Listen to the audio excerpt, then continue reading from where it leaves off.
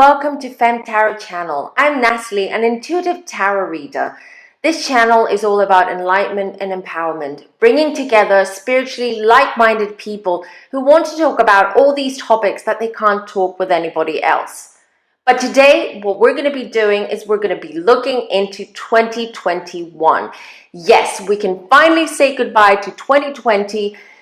Good riddance. We don't want to know ya. Bye. And moving forward. And of course, everyone is worried. What is 2021 going to bring? Because most people are now under lockdown still, or there are new lockdown phases going on. There have been conflicting reports about the vaccine, even though it is now readily available. So what's going on? What should we expect? Also, the most important information is that we are entering the age of Aquarius. So this is going to bring a very, very different energy in everybody's lives. Aquarius is an air sign. So we're going to see a lot of innovations, a lot about community and the collective, working for the collective. It's all about resources and new resources through technology and medical advances. It's just going to be a lot, and things are going to be very different as to how we have known things to be. But let's ask the cards and let's see what we should expect for 2021. I will be uploading 12 videos for the 12 star signs. Always check your star sign and your ascendant too. That's important because your star sign might not resonate for you, whereas the ascendant will. Please remember, this is a general reading, so it can't apply for you 100%, but do please always pick those bits that you feel are messages that are coming for you. They are sent to you, just so you know what to expect. So, let's begin. Hi Libra, it's your turn, and let's have a look at 2021 and what's in store for you the next year. I've already shuffled, I've already cut the deck, I've already laid out the spread, and what we're going to do is going to be looking at the next year month by month and look at the energies around it, and then in the end I'm just going to pull a card and see what the yearly overview is. Again, let me just remind you, if this doesn't resonate, always check your ascendant and pick and choose the points that do resonate, because that's for you. This is a general reading. It can't be specifically, the whole reading can all be specifically for you. Right, so let's jump into it. January, we have the Moon card. That means that you're about to share something that you haven't shared with your family and with your friends and generally with your circle. So it's something that's been drowning you, something that's you've keeping hidden.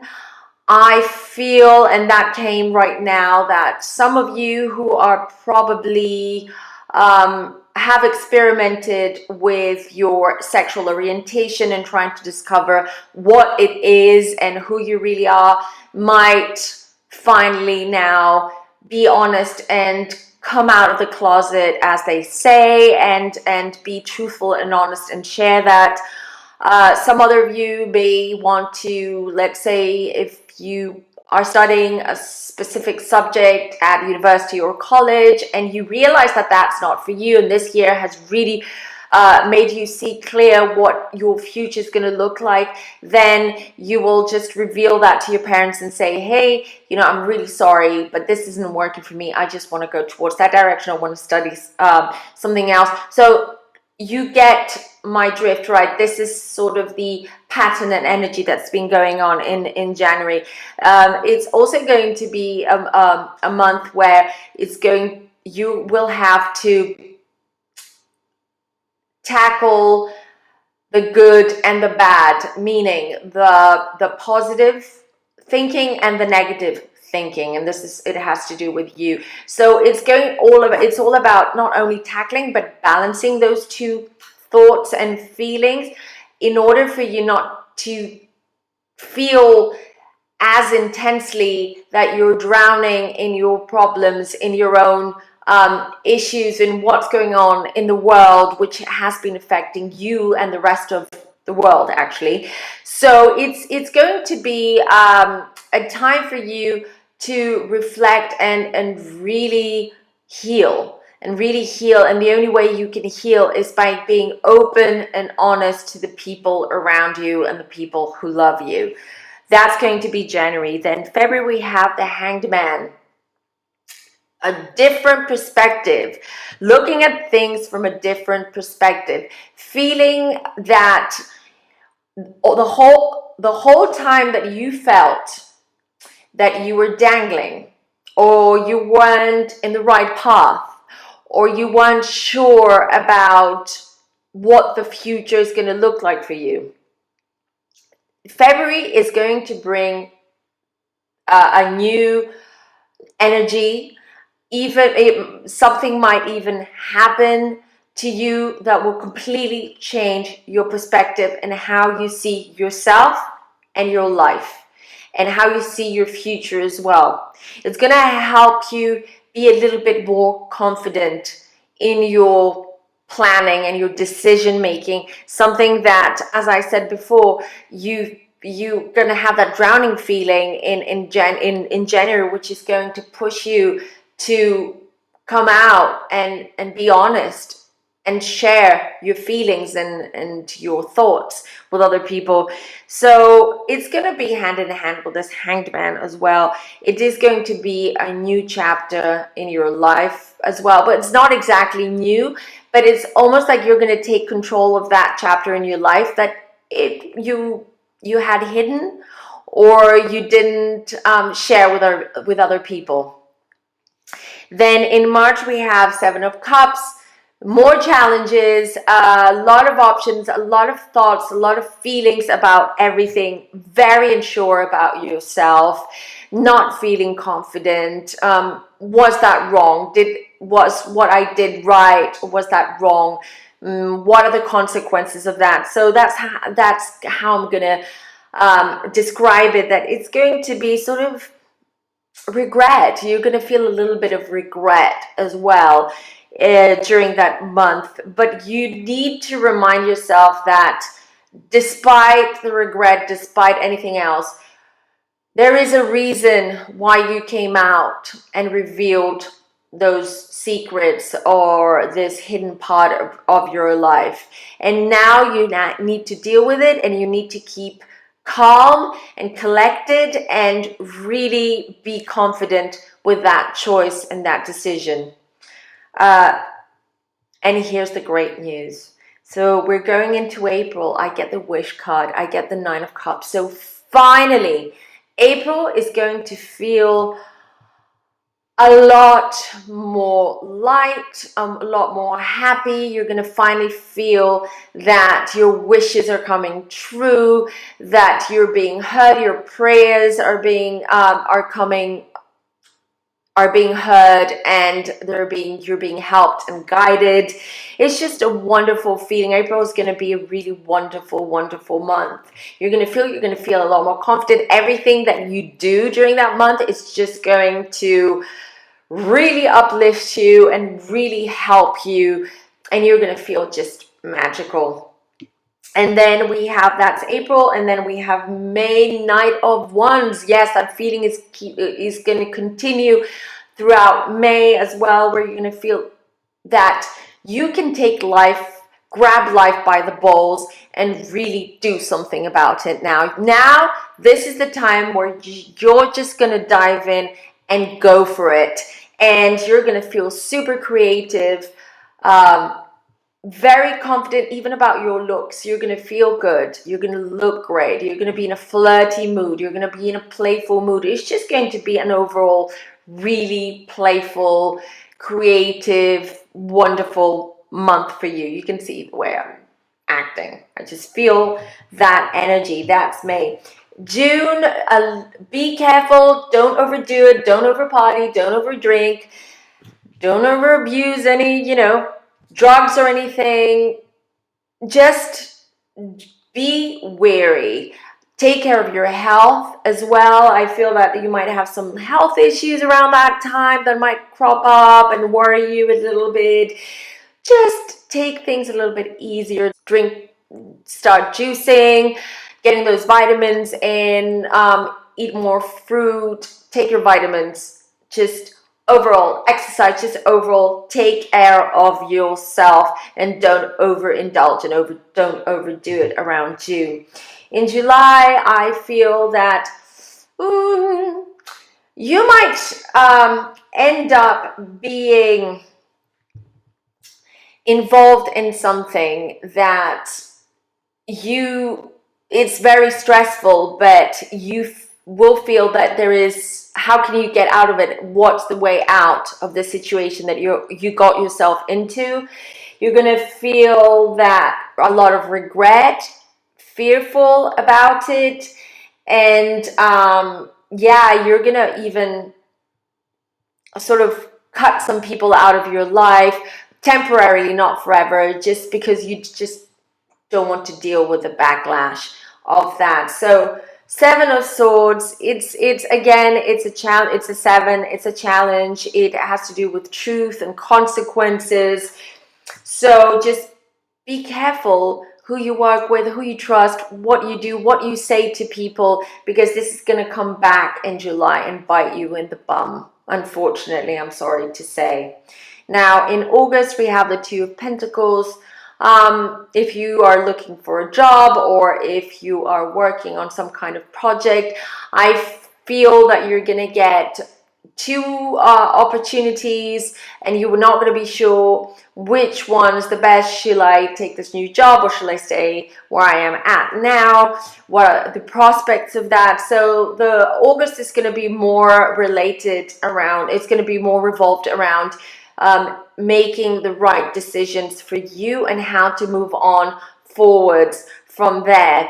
And it might also have to do with money. So you might get a job offer, but it doesn't offer as much money as you're earning now, let's say, in your job, but it's a much better job with better prospects and more fun and closer to what you want to do. So that could be a little bit conflicting and finding yourself not sure what to do. That's in August. And then September, Four of Cups.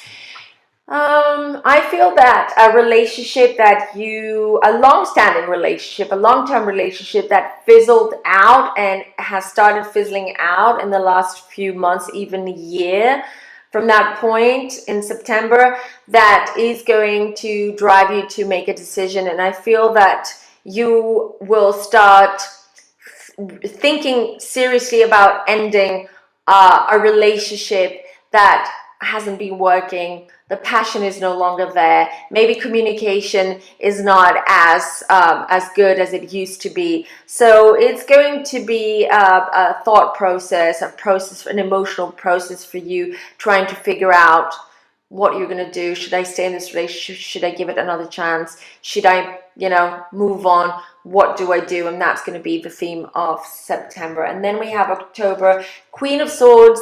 Queen of Swords seems to pop up for many of you, for many of the star signs. In this is in November. So it seems November. I have to check the astrological aspects and elements of next summer and next November, because a lot of star signs have gotten the Queen of Swords around November, and it's also Scorpio season. So I have a feeling that a lot of darkness, a lot of hidden darkness, dark thoughts, maybe even people who have been battling with depression and have ups and downs. It's going to be a somewhat darker period, a period of reflection and recollection, and dealing with negative comments, feedbacks, attitude, stuff like that. And you have to hold your ground. You have to turn into a Queen of Swords, where you just don't allow things like that to influence you and affect you, and you're straightforward and honest. And if you have to cut your losses, you have to cut your losses, basically. And that's in November. And then sorry, that's in October. I'm really sorry. So Queen of Swords comes up in October. I'm so sorry. Nothing to do with Scorpio then. Libra, it's about everything I said applies, except of that dark negative feeling that crops up, which won't if it's in October. If it's in the Libra star sign, it means that it's going to ask you to learn how to balance yourself and your life, and how to stand your ground and not allow external forces, external influences to affect you and influence you towards directions that it's not really what you want to do, but you feel forced to go towards. That's October. Now we have November. We have the Strength card. Beautiful, because this is where you're going to be feeling very confident, strong, and powerful. You will feel that I can take my life in my own hands, and I don't care about risk assessment. I don't care about risk. I'm going to go full force and see where it takes me. Strength. It also asks you, the cards are reminding you that you do have that strength, but you're going to feel it. You will have the strength throughout the whole year, but you're going to feel it, and you're going to reach that peak in November. And this is towards the end of the year, so you're really going to feel that as the 2021 year is coming to an end, the new year is going to bring amazing new opportunities for you that you will be able and ready to face. Last but not least, December. Wonderful, wonderful. December, last month of the year, we have the Six of Swords. So whatever it has been, all these issues, all these truths that are coming out, all these relationships and people that, and complicated dynamics and people that you will have to deal with in the year, it's going to make sense to you.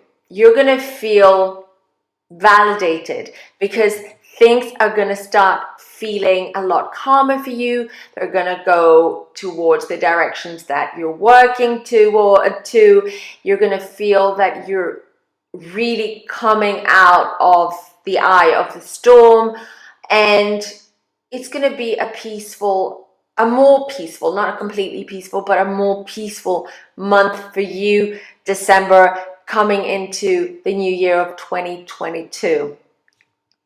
Now, your yearly card, the overview, the energy is the Hierophant. So there is a lot of work there and a lot of discovery, self-discovery about you, and discovering how to be honest, how to truly be yourself, not just what others expect or ask of you. And this is going to be a learning curve. It is also going to be a step-by-step process. It's going to be challenging. You're going to have ups and downs constantly this year, but stick with it. You know, have faith. You are guided. You are being protected. You're on the right path. If you're leading your life with honesty and kindness, you're on the right path anyway. So just have a little more faith and things will get better for you. This is going to be a year of revelations, a year of self-discovery too. And I'm really excited for you, dear Libras. I hope you enjoyed this reading. Till next time.